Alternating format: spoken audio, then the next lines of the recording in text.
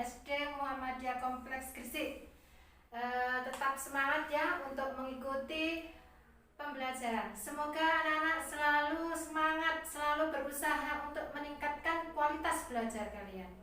Marilah kita belajar kali ini. Kita awali dengan membaca basmalah dan berdoa. Bismillahirrahmanirrahim. Rabbi zidni ilma warzuqni fahma. Amin ya rabbal alamin. Anak-anakku sekalian, pada pembelajaran kali ini kita akan mempelajari tentang perkembangbiakan hewan. Ya. Tujuan pembelajaran kali ini adalah agar kalian bisa membandingkan perkembangbiakan pada hewan, bisa menjelaskan manfaat tumbuhan dan hewan, dan bagaimana cara melestarikan hewan dan tumbuhan yang hampir punah. Untuk itu kalian bisa melihat slide yang akan tampil berikut ini. Silakan disimak dengan baik. Perkembangbiakan hewan. Berkembangbiak adalah kemampuan makhluk hidup untuk menghasilkan individu baru yang bersifat sama dengan induknya. Tujuan hewan berkembangbiak adalah untuk melestarikan jenisnya agar hewan tersebut tidak punah. Cara berkembangbiak hewan ada dua cara, yaitu secara generatif, artinya perkembangbiakan melalui proses peleburan sel jantan dan sel betina.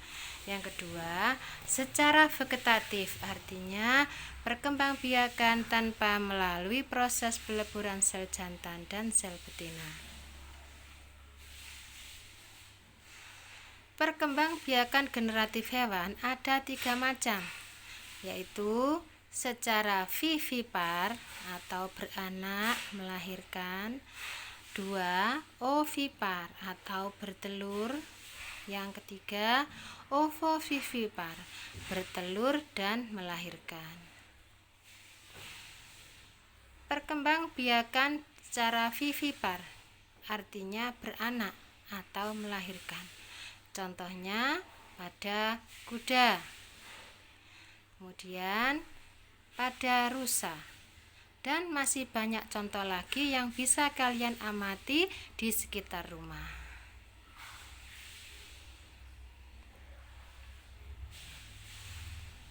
Ciri-ciri hewan vivipar. 1. Berkembangbiak dengan cara beranak atau melahirkan. 2. Memiliki daun telinga, rahim, dan kelenjar susu.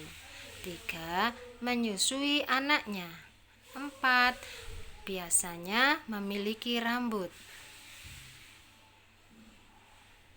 Ovipar artinya bertelur. Contohnya bisa kalian perhatikan kupu-kupu, sebangsa serangga, kemudian burung, termasuk juga bebek atau itik. Ya. Ciri-ciri hewan ovipar. 1. Berkembangbiak dengan cara bertelur. 2. Tidak memiliki daun telinga, rahim, dan kelenjar susu. 3. Tidak menyusui anaknya. Ovovivipar artinya bertelur dan beranak. Hewan ovovivipar menyimpan telur di dalam tubuh induknya sehingga menetas, yang kemudian mengeluarkan anaknya seperti ovovivipar artinya bertelur dan beranak. Hewan ovovivipar menyimpan telur di dalam tubuh induknya hingga menetas, yang kemudian mengeluarkan anaknya seperti hewan yang sedang beranak atau melahirkan. Contoh hewan yang termasuk ovovivipar antara lain hiu, kemudian kuda laut, kadal, dan bunglon. Perkembangbiakan vegetatif hewan ada 3 macam, yaitu tunas, fragmentasi, dan membelah diri. Tunas. Tunas terjadi pada hewan hidra.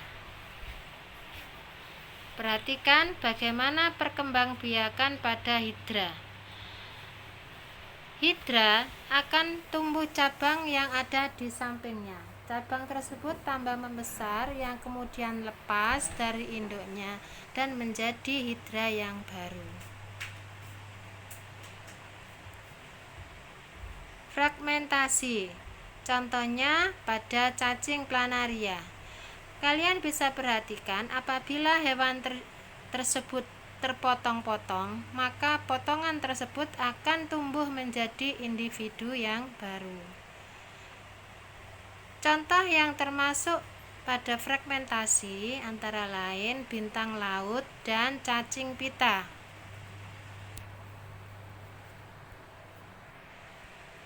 Membelah diri.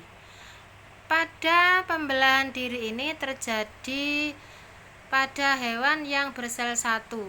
Hewan tersebut sangat kecil, tidak bisa dilihat dengan mata secara langsung, tetapi melalui alat pembesar atau mikroskop. Pada membelah diri ini, yang membelah pertama kali adalah bagian inti dari sel tersebut.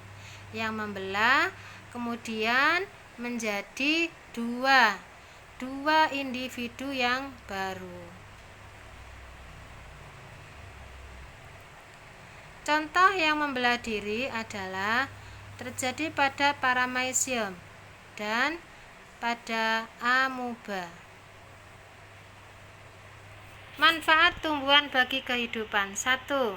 Sebagai bahan pangan, yaitu sayur, buah, makanan pokok. Yang kedua, bahan sandang, contohnya kapas dan serat nanas sebagai bahan baku untuk pakaian. Yang ketiga, bahan obat, kunyit, mengkudu, jahe, dan lain-lain masih banyak lagi. 4. Bahan industri, contoh industri karet, rotan, jati, gula, dan masih banyak lagi. Yang kelima, sumber oksigen dan pelindung. Sumber oksigen di sini karena tumbuhan mengeluarkan oksigen yang dimanfaatkan bagi semua makhluk hidup yang ada di bumi.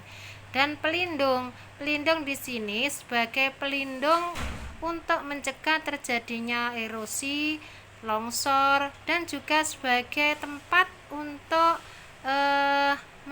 menyimpan cadangan air, terutama di hutan.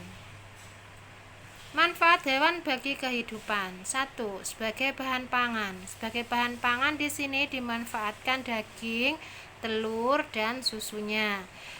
2. Bahan sandang, yaitu diambil bulu untuk pakaian, ya.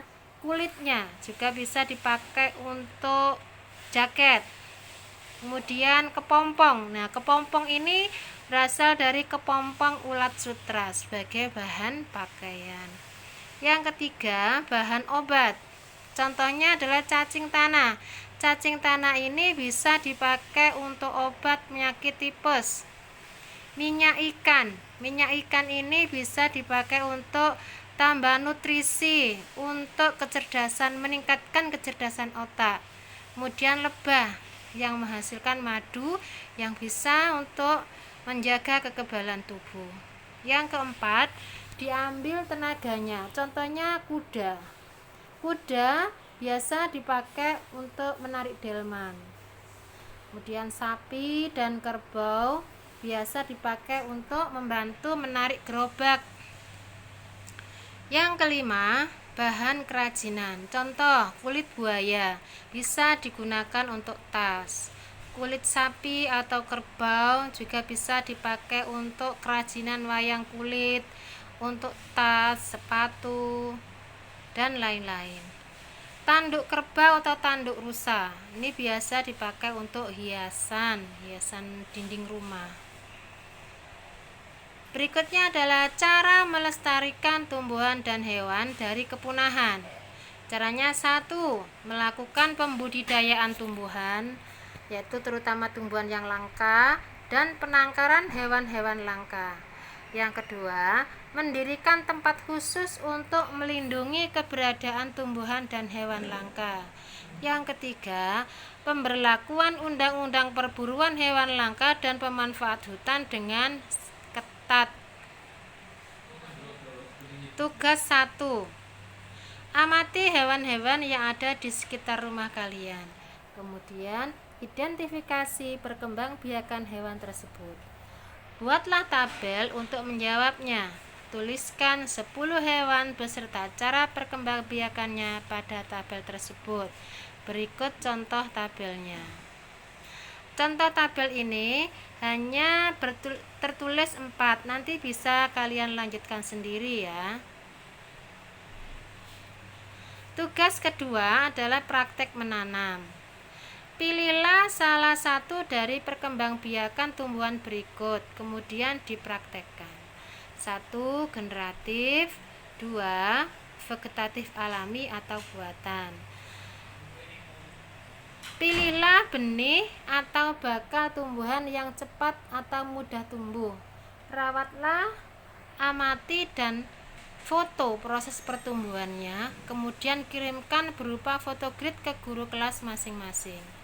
Waktu yang ditentukan antara 2 sampai 3 minggu.